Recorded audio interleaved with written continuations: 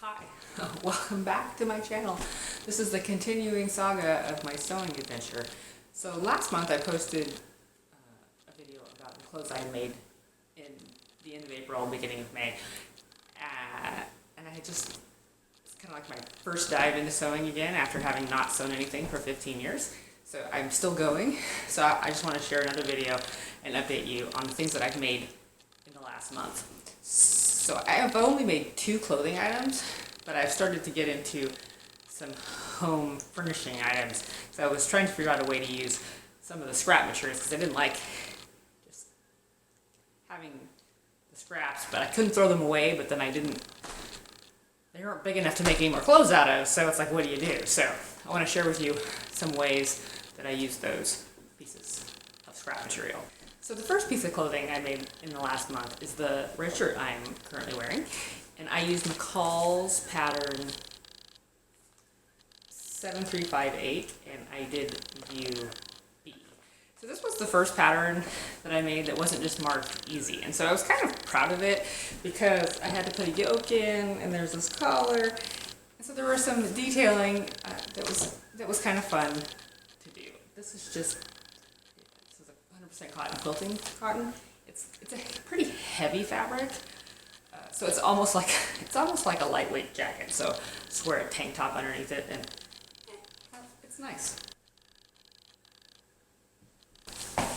However, after making all these clothes, I started to realize that I have all these pieces of scrap fabric, and some of the pieces were pretty big, but they still weren't really big enough to make another piece of clothing out of them. So I can't throw them away because that seems wasteful. There's got to be something to do. So then I came across this Butterick pattern for pillow covers. Now this last year I discovered pillowcase covers on Amazon, and I would buy them seasonally for like different holidays, and it was so much easier than having to buy a whole new pillow because I have pillows. It's really hard to store pillows, so pillowcases are fantastic. So I kind of joke because now all of my new pillow covers match my clothes. So here's one that I made. So I had some other scraps, but if you go back and look at my last video, you'll see that, oh, that's my dress, and oh, that's that blouse I made. So I made a blue set. This has some more. So these were all from that same pattern.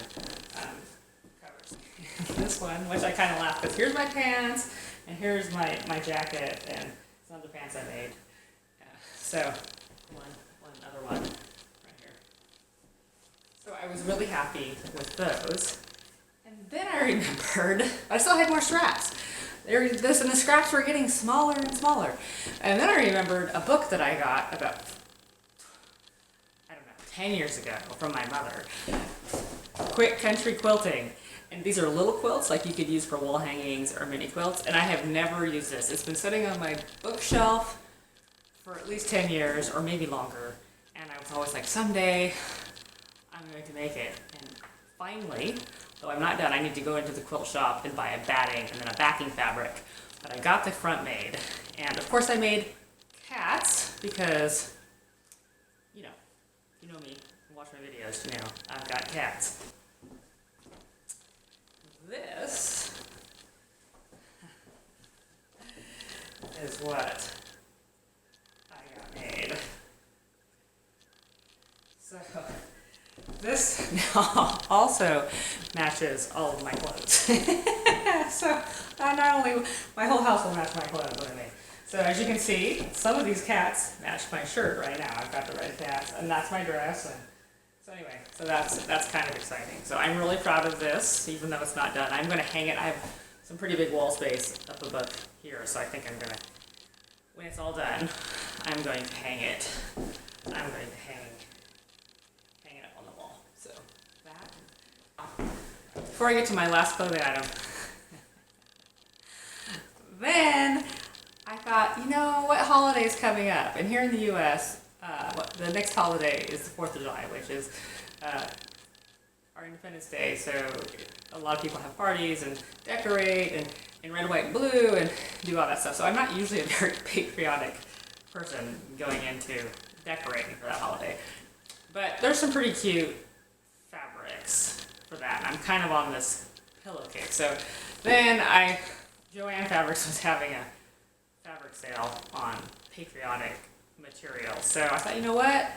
I'm gonna make some pillow covers for the summer in a red, white, and blue kind of theme. So I ordered some matching fabrics. But you know, when you order from Joann's online, you have to have a 2-yard minimum. So 2 yards of about 4 different materials. That's a lot of pillows. So now I have way more pillows than I need. So I'm gonna give them away and sell them.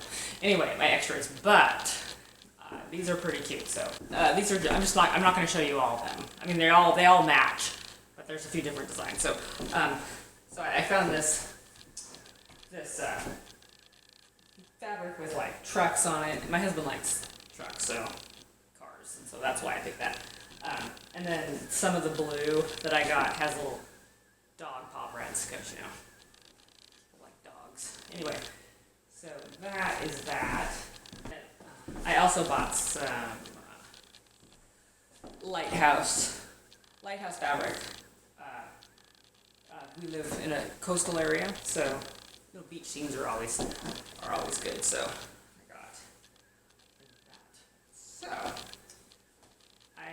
it's probably going to take more work to figure out how to sell these or whatnot than it was to make them. But I ended up making like 20 of them. So I need to not do that anymore, because that was kind of crazy. But luckily I really enjoy making these pillows, but I don't need that many patriotic pillowcases or that much patriotic fabric. But it's fun, and the colors are nice. I like red, white, and blue. And finally, the last piece of clothing I made is Vogue Easy Options number 9357. So I did view A, which in the picture it's contrasting stripes, and I thought it might be kind of difficult to match all stripes, and so I had this idea that I could do solid with a stripe.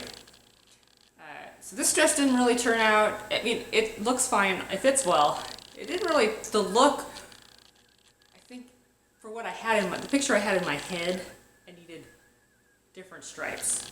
But this is what I came up with. I'm just wearing a ready-wear blouse under this to kind of add a little bit of warmth and contrast to this. So I call this my Pentecost dress, because in my church tradition, Pentecost Sunday, I debuted it that Sunday because everyone's supposed to wear red. So you can't get more red than this outfit I currently have on. So then after I made this dress, I ended up having to buy new shoes, because I realized that the only kind of shoes that will go with this dress is red shoes to match, because anyway, so it's pretty, as one lady described it, it's a really fantastical outfit. Anyway, so this is my fantastical outfit. So, so this is, it kind of gave it a much more retro look with the fabrics I chose, which, like I said, wasn't really what I was going for, but in the end that's what I ended up with, and so I'm just going to own it and go with that. So it has the pinstripe, it's all cotton, it's pinstriping, pockets, fitted waist, bust.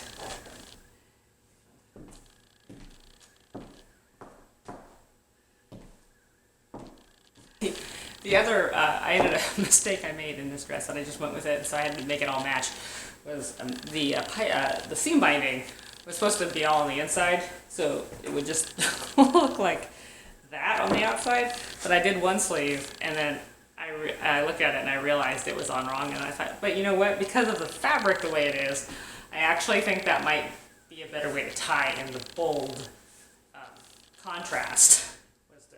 So I just ended up doing all the seam binding facing outward, so it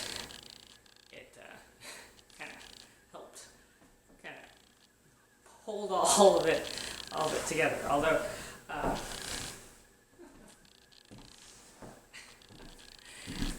so I have more jokes and stuff I could say about my dress, but I will spare you all of my humor, things I thought as this one was going together. But yeah, not a dress for every occasion, but Sundays where I have to wear red, this is, like I said, can't get more red than this outfit I have on right now. So anyway, that's everything I've made this month. I hope you've enjoyed this video.